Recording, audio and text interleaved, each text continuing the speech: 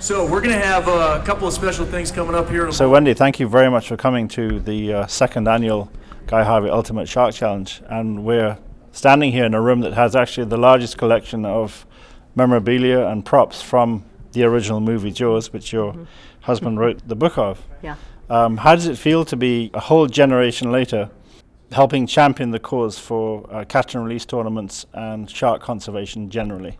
Peter and I were strong conservationists in the early 80s. I mean, we very quickly saw what was happening to the ocean. One thing that's very gratifying is scientists and long-standing scientists they all say, you know, it was Peter and that book that opened up the ocean and got people interested and excited and fascinated as to what was below the surface.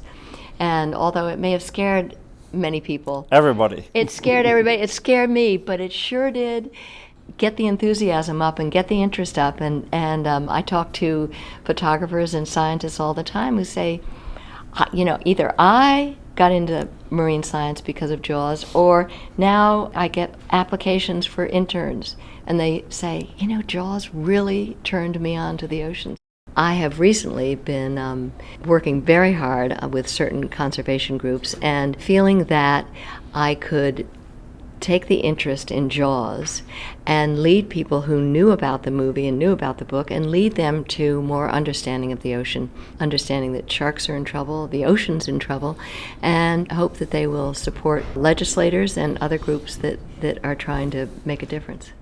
Well, I'm glad you mentioned the word working with other groups, because nowadays it's all about collaboration in conservation. Yes. You can't do everything by yourself. There are other interest groups around, especially down here in southwestern Florida. We've got Merton Marine Lab, we've got a lot of anglers involved, a lot of other fishing clubs involved. And it's good that everybody gets on board, because they too realize that there is a problem, especially with the apex predators in the marine environment. And that while there are still a few around, that these need to be conserved, you know, so that we maintain some kind of a balance in marine ecosystems. And it's good that this tournament is taking place now. We're going to raise a lot of awareness. One of the real thrills is to watch them all cheer, you know, when they let that shark loose and off it goes. And that's an added attraction or benefit of the tournament, is that people can watch the event on the TV. Live on the TV. Live. Yeah, I think that is what is really unusual and cutting edge about this tournament, because it'll bring the public in. The public can experience the excitement. They're not just, you know, poking their finger into a dead shark hanging on the pier, but experiencing the beast as it should be. Well, thank you very much indeed. And we look Guy. forward to working closely together with you in the future. Yeah, I'm thrilled to be part of this.